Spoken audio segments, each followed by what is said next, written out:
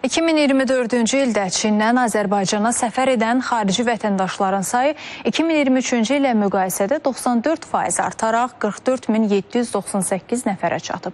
2025-ci ilin yanvar-oktyabr ayları ərzində isə bu göstərici 57.000-dən çox olub ki, bu da 2024-cü ilin eyni dövrü ilə müqayisədə 49% artım deməkdir. Bu barədə Bakıda ilk dəfə olaraq Çin və Azərbaycan turizm sənayesi nümayəndələrinin bir araya gətirən Çin ziyarətçiləri samitində məlumat verilib.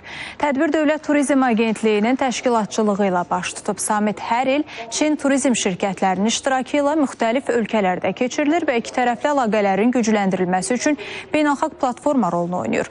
Tədbirdə Çin turizm şirkətlərinin 50-dən çox nümayəndəsi ilə yerli turizm şirkətləri arasında birbaşa görüşlər keçirilib və əməkdaşlıq imkanları müzakirə olunub.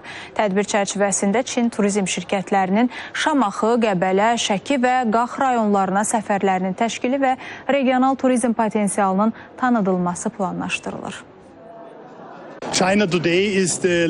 Bugün Çin dünyanın ən böyük xarici turist bazarına malikdir və payının ildən ilə artdığını görmək bizi çox sevindirir. Şübhəsiz ki, Çindən Azərbaycana və Azərbaycanlıların Çinə vizasız səfəri turizmin inkişafına böyük töhfə verib. Bugünkü tədbir ölkəyə 51 böyük Çin tur operatorunu gətirib. Onlar şəhərləri və turizm istiqamətlərini kəşf etməklə yanaşı, yerli turizm şirkətləri və qonaqpərvərlik sahəsinin tərəfdaşları ilə görüşərək yeni təcrübələri Çindəki səyahət proqramlarına əlavə edəcəklər.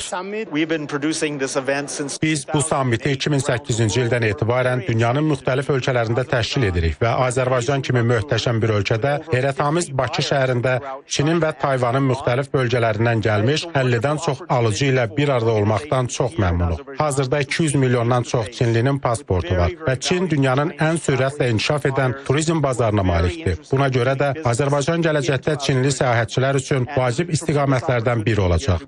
Sammit həm də networking və workshop imkanıdır. Təşkilatlar artıq keçən həftədən əlaqə qurmağa, hətta iş birliyinə başlayıblar. Onlar neçə turistin gələcəyini, harda qalacaqlarını və nə qədər xərcləyəcəklərini müzakirə edirlər.